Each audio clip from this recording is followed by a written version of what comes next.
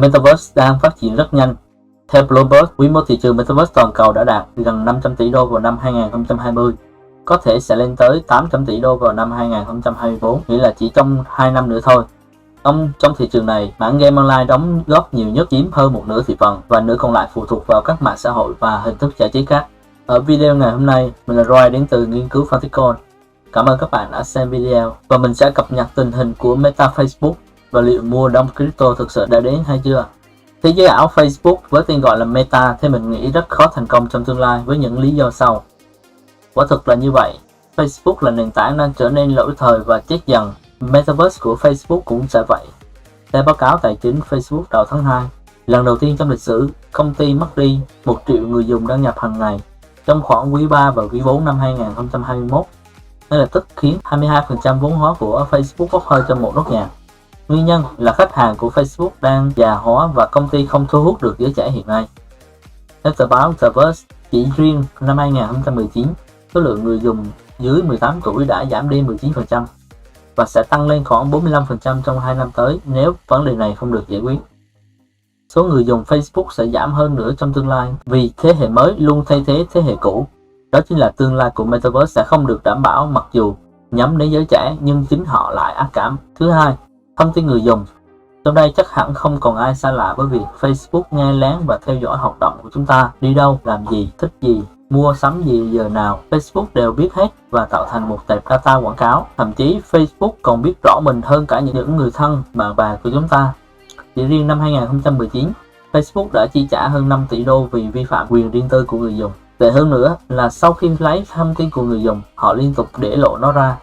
Những vụ bê bối hơn 80 triệu dữ liệu người dùng năm 2018 của Facebook đã khiến Mark Zuckerberg phải điều trần trước quốc hội vài lần trong năm. Vậy, bạn muốn sống trong một thế giới ảo bị theo dõi 24/24 và cứ một chút lại hiện quảng cáo của mình vừa tìm kiếm hay chăng? Thứ ba, với những video trước mình đã giải thích cho các bạn về Metaverse của Facebook hướng đến việc trải nghiệm và họ lấy doanh thu từ quảng cáo đặt trên nó. Với việc khai tử tính năng nhận dạng dành cho quảng cáo EDFA thì Apple đã giáng một đòn mạnh xuống khả năng thu thập dữ liệu khách hàng của Facebook. Tính năng này được giới thiệu vào năm ngoái trên iOS 14.5, yêu cầu sự đồng ý từ người dùng iPhone để ứng dụng có thể giám sát hoạt động nhằm đưa ra quảng cáo phù hợp hơn. Không có gì ngạc nhiên khi lượng người dùng sụt giảm mạnh và kéo theo việc Facebook mất 10 tỷ đô doanh thu quảng cáo. Thứ tư, đó là bị kiểm soát bởi những tổ chức tài chính. Nó không phi tập trung như những dự án Metaverse khác. Dự án được quản lý bởi một người duy nhất và quyền lực nhất, đó là Mark Zuckerberg.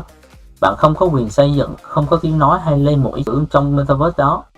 Một thế giới bị kiểm soát theo ý muốn của một người hay tổ chức tài chính luôn là một ý kiến tồi. Cái chúng ta muốn trong một thế giới ảo đó là một bản nguồn mở và phi tập trung, không thuộc sở hữu của bất kỳ ai như trong phim Ready Player One để đảm bảo tính minh bạch. Thế giới công nghệ dường như đang hướng về khái niệm về thế giới ảo đầu những năm 2000, khi mà mọi người đeo một cái kính thực tế ảo và sống trong thế giới đó, nơi bạn có thể làm bất cứ thứ gì bạn muốn. Mình thì không phủ nhận một số người thích cái tầm nhìn này, nhưng cái khái niệm về Metaverse trong mắt các tỷ phú công nghệ như ông Mark Zuckerberg thì chỉ là một cái công cụ để kiếm tiền. Có lẽ như vậy là phải chăng một cái dấu chấm hết trong cái trending, một cái xu hướng Metaverse sao? Trong năm qua, có lẽ chúng ta đã nghe nhiều về Metaverse hay là vũ trụ ảo với một lĩnh vực đang rất là nóng và được quan tâm nhiều như thế này. Trong đó, Trung Quốc là một trong những nước đánh giá rất cao triển vọng của ngành công nghệ blockchain, đặc biệt là Metaverse. Họ có những biện pháp mạnh mẽ để thúc đẩy sự phát triển này. Ngày 16 tháng 2 vừa qua, Ủy ban Metaverse trực thuộc Hiệp hội Truyền thông và Di động Trung Quốc đã kết nạp hơn 17 công ty mới, là các công ty công nghệ cao và tổng cộng là 112 thành viên. Theo CNBC, chính vì Trung Quốc thành lập các ủy ban như vậy nhằm thúc đẩy sự phát triển và năng lực dẫn đầu của nước này trong lĩnh vực công nghệ có dự báo tiềm năng phát triển mạnh. Nhiều chuyên gia nhận định Trung Quốc đang đi sau những quốc gia dẫn đầu trong lĩnh vực này như Mỹ, Anh, Nhật. Tuy nhiên, đang có những cái nỗ lực mạnh mẽ từ Trung Quốc nhằm thúc đẩy sự phát triển của các ngành công nghệ mới. Năm ngoái đã có hơn 1.000 công ty Trung Quốc bao gồm những cái tên tuổi lớn như Alibaba và Tencent công bố hơn 10.000 nhãn hiệu liên quan đến Metaverse. Vậy thì sau Meta của Facebook, tại sao là Trung Quốc lại thúc đẩy phát triển Metaverse và các mục tiêu cụ thể của họ là gì? Lãnh đạo của nước này cho rằng đây không phải là một mốt nhất thời, mà đây là xu hướng quan trọng phải phát triển. Dư địa phát triển của nó là vô tận trong giai đoạn được chính phủ Trung Quốc tập trung phát triển công nghệ then chốt nhằm cạnh tranh chiến lược với phương Tây, nên Metaverse sẽ hứa hẹn trong tương lai tươi sáng hơn tại Trung Quốc. Hiện nay, Trung Quốc đang dẫn đầu thế giới về cơ sở dữ liệu. Nhờ những cái cơ sở dữ liệu mạnh này, đã góp phần giúp thương mại điện tử tại đất nước tỷ dân phát triển hàng đầu ở thế giới. Nhiều ứng dụng trong quản lý xã hội, phòng chống Covid cho hiệu quả rất là cao. Chính phủ nước này đã từ lâu đã xem dữ liệu là một yếu tố sản xuất và đang từng bước xây dựng hành lang pháp lý chặt chẽ để kiểm soát lĩnh vực then chốt này, vốn lâu nay bị các công ty công nghệ lớn chi phối. Nhiều chuyên gia cho rằng doanh thu khổng lồ từ vũ trụ ảo sẽ quay lại kích thích mạnh mẽ nền kinh tế thực. Nhờ sự quan tâm đông đảo của công chúng mà nhiều công ty Trung Quốc bắt đầu gia nhập vào thị trường Metaverse và từ đó tạo ra nhiều cái công việc mới. Các công ty Trung Quốc đang tập trung đáp ứng nhu cầu của các khách hàng Trung Quốc muốn nhập vai và trải nghiệm trong thế giới ảo. Hơn một nửa số khách hàng đó đang là thanh niên trong độ tuổi từ 18 đến 27, những người có yêu cầu rất cao trong chất lượng hình ảnh và chuyển động. Do có nhiều công ty tham gia vào thị trường dẫn đến sức ép cạnh tranh đang tăng lên và buộc các nhà thiết kế phải đưa ra nhiều ý tưởng hơn, giải pháp hiệu quả hơn để thu hút khách hàng. Điều này được xem sẽ thúc đẩy ngành công nghiệp Metaverse ở Trung Quốc. Tuy nhiên, do Trung Quốc có nhiều hạn chế hơn ở các nước phương Tây về công nghệ, nên nước này chọn những cái ngành công nghiệp mới để đi tắt đón đầu và giành vị thế. Công ty game số 1 trên thế giới đó là Tencent đầu tư rất là mạnh vào Metaverse là vào game. Binance, sàn tiền số đứng đầu thế giới sở hữu TikTok đầu tư mạnh vào mạng xã hội thực tế ảo. Alibaba tung ra một cái kính thực tế ảo tăng cường cho các cuộc họp ảo, và các tập đoàn công nghệ lớn Trung Quốc có nhiều kinh nghiệm trong các lĩnh vực trực tuyến và cơ sở dữ liệu nên không khó để khi mà triển khai cái Metaverse, và người ta đang chờ xem nước này có những hành lang pháp lý như thế nào đối với lĩnh vực được dự báo sẽ trăm hoa đua nở để chinh phục hàng trăm triệu người dùng internet trải trong đất nước tỷ dân này.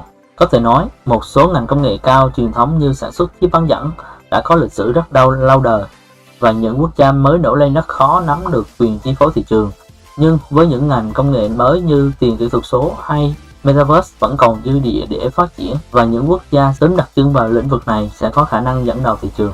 Metaverse có hai thành phần chính, đó là hạ tầng, thiết bị phần cứng và các nội dung dịch vụ số bên trong.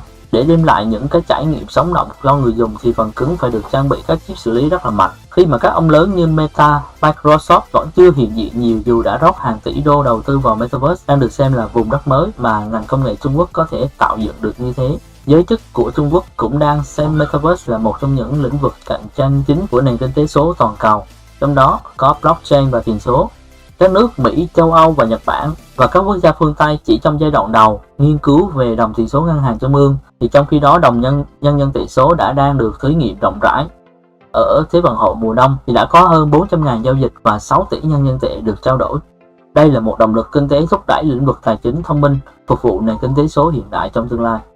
Trước khi tiếp tục video, mình sẽ xin có vài lời mong anh em chú ý là bên mình chỉ chia sẻ và cung cấp thông tin cho các bạn cộng đồng nên sẽ không có bất kỳ sự FOMO hay kêu gọi đầu tư ở thị trường này.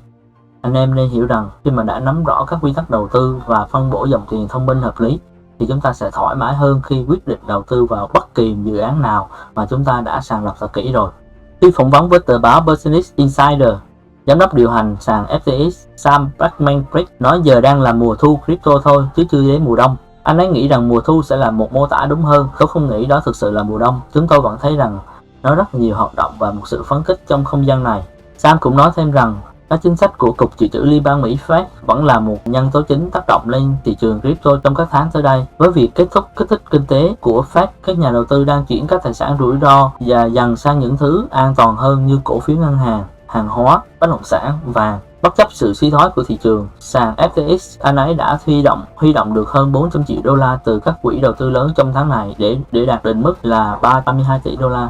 Kể từ mùa đông tiền mã hóa gần đây nhất vào năm 2018, lĩnh vực này đã phát triển vượt bậc. Theo thông tin của trang web theo dõi giá Coingeco, tính đến nay đã có hơn 12.588 đồng tiền mã hóa khác nhau, với một số tiền khổng lồ được đầu tư trong đợt tăng trưởng gần nhất đã biến nhiều người trở thành triệu phú trong một đêm. Tuy nhiên, trong thị trường tiền số, lợi nhuận của người này thường là tổn thất của người khác, hay nói cách khác là tiền của người chơi kém sẽ chuyển sang những người tài giỏi thông minh hơn. Các đối tượng xấu thường lợi dụng những phần mềm có ứng dụng tiền mã hóa để trục lợi. Các kế hoạch thao túng thị trường, tạo ra những cái đồng token, coin vô giá trị nhằm âm mưu, bơm thổi, boom and dump cũng thường được sử dụng trong những phần mềm này. Mùa đông tiền mã hóa là thời điểm các phần mềm đó bị loại bỏ và các nhà đầu tư có thể thấy dự án nào thực sự bền vững và đáng tin cậy. Mùa đông có thể giúp cho những người đang xây dựng các dự án về tiền mã hóa tập trung phát triển để cải thiện công nghệ và giá trị cốt lõi. Thị trường này đang từng bước chứng minh rằng đây không chỉ là một thị trường dành riêng cho những người chỉ yêu thích loại tài sản này, mà nó đang dần trở thành một phần của thị trường tài chính truyền thống như vàng, dầu, bất động sản, chứng khoán và forex. Đồng hành cùng video này, chúng ta có một nhà tài trợ, đó là sàn giao dịch Bybit. Đây là một sàn giao dịch mới nhưng cũng rất quen thuộc với những bạn nào mà từng tham gia Bybit Lowbat hoặc là có hold cái đồng Bitdown. Thì hiện tại sàn giao dịch này có khá là nhiều ưu đãi và sự kiện hay dành cho những ai chưa tạo tài khoản và giao dịch trên đó. Sàn giao dịch này khá là giống với những cái sàn giao dịch lớn thuộc top như Binance, Huobi, KuCoin. Vậy nên mình chỉ cung cấp một vài thông tin cơ bản cho các bạn và mong các bạn nhận được giá trị. Và nếu có thời gian thì có thể tìm hiểu thêm về sàn giao dịch này nha. Có 2 bước cơ bản như sau. Bước 1, các bạn có thể vào tải app ở trên sàn Bybit ở các ứng dụng như App Store, CH Play và có thể ủng hộ mình bằng link ở dưới phần mô tả. Bước 2 là đăng ký tài khoản và xác nhận mail. Thì giờ đây các bạn đã đăng ký, đã nhanh chóng tạo được và có thể giao dịch được rồi. Cảm ơn các bạn. Đến đây là kết thúc video. Hoạt động đầu tư tiền số chưa được pháp luật Việt Nam công nhận và bảo vệ. Các loại tiền số luôn luôn tiềm ẩn nhiều rủi ro tài chính. Tóm lại đó là cái thị trường này các bạn có thể nghe ai đó nói hoặc là nghe báo đài nói nó rất là dễ kiếm tiền với số vốn nhỏ, nhưng mà không phải ai cũng thắng.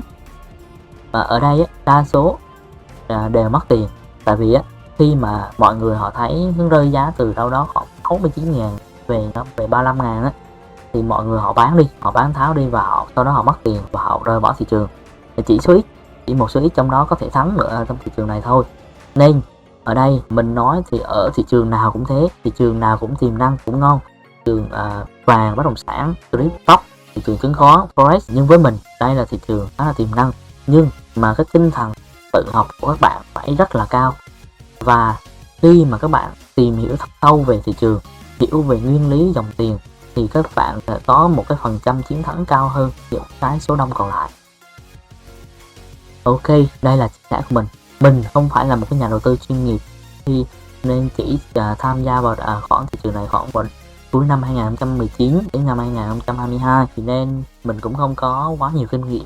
Nếu mà các bạn có kinh nghiệm nhiều hơn thì có thể comment cái suy nghĩ, những cái plan của các bạn ở bên dưới để chúng ta cùng nhau học hỏi và phát triển bản thân, hoàn thiện cái bản thân hơn.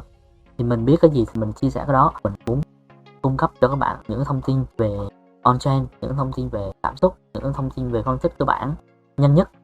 Nếu mà các bạn có chia sẻ hợp lý và giá trị thì có thể ủng hộ mình bằng một like, subscribe và hẹn các bạn ở video tiếp theo. Chúc mọi người có một năm mới an lành, gặp nhiều may mắn trong thị trường crypto này. Mời các bạn.